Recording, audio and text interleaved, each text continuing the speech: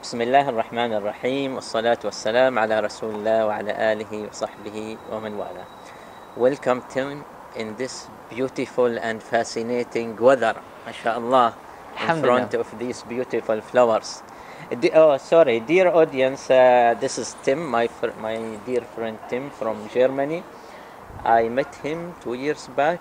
I let him relate the story of our meeting. Would you be able to do so? Yes, I think we met at the Brace conference in London in 2015. Okay. So you came from Birmingham, where you spent your 1 year of course study at the University of Birmingham, and then because we are both working or studying in Islamic studies, we met at the Brace conference, the British Association for Islamic Studies. That's great. I think you're doing a PhD now in Islamic studies. I'm doing a PhD, exactly, at the University of Frankfurt in Germany. That's great. How is the study going? Alhamdulillah. Going well? Yeah. Alhamdulillah ta'ala. Okay. The subject matter of this interview is about moral in Islam. Tim, being a convert to Islam, how do you view the relation between the acts or the moral and the iman? And what should Muslim adhere to nowadays? That's a very difficult question you ask. To you, it is not. I mean, the acts of Muslims are in many cases one of the reasons for convert to embrace Islam. But in general, I think in Islam there's a very strong, very close connection between iman, between belief and acts. We have numerous times in the Quran, الَّذِينَ آمَنُوا وَعَمِلُوا الصَّالِحَاتِ.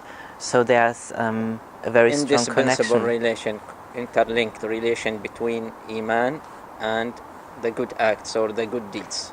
Yeah. So as you refer to, there are so many places in the Quran in which we find iman and amal salih, or the righteous deeds. So they are interlinked, intertwined, they are inseparable. The iman is incomplete without the other wing, that is al-amal salih, or the righteous deed. Yeah. Okay. By the way, Tim speaks Arabic, and he writes and translates to Arabic even, or translates from normally Arabic. The other way around. Yeah, from Arabic to German. And yes, that's great, Tim. I knew that some reverts to Islam, when they faced what we see, the reality of the Muslim world nowadays, that there is ongoing conflict between different Muslim sects, sectarian basically conflict, that might doubt them about the reality of Islam. And as I heard that many people started doubting even the essence, the core message of Islam. Would you agree that Islam is a religion of peace, and those peoples, those guys, might not really represent the real Islam? That is now really a difficult question. So first we would have to define what you mean by religion of peace. Does it mean that all Muslims at all places in all times are peaceful people? If it means that, then I think it's definitely wrong. Then Islam is not the religion of peace, because there are always Muslims, as there are Jews and Christians and Buddhists, good and bad, everywhere in the world. So the principle is not judged by the followers. The principle, I think, is judged by the primary sources. By the primary sources, well. But there we have another problem coming in. You can never directly read the primary sources and then you have the right interpretation. No, there's always this step, the interpretation. Correct. And one, I think, must be well qualified in order to go to interpret a verse in the Holy Quran. He must be well qualified from a linguistic viewpoint, from let's say historical viewpoint.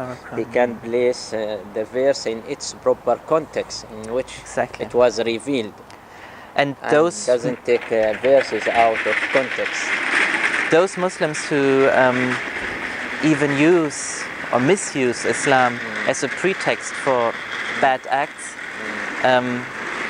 they are, of course, according to my view, the ones who do not interpret Islam correctly.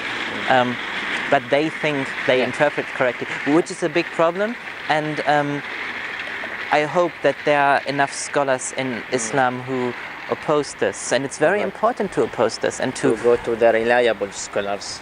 To go to the reliable scholars. And from my own observation, I noticed that those guys who do this horrific like attacks or actions in the name of Islam, they are the least educated people, and usually they don't have a commitment to their religion.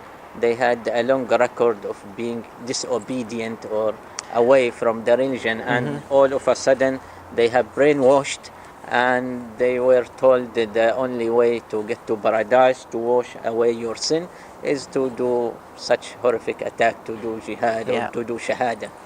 The big problem about that is that jihad and shahada, these are terms, these are names that are also used by Muslims who are peaceful people. Correct. So it's very important to reclaim these terms. Correct. And to fill them with a different meaning in order to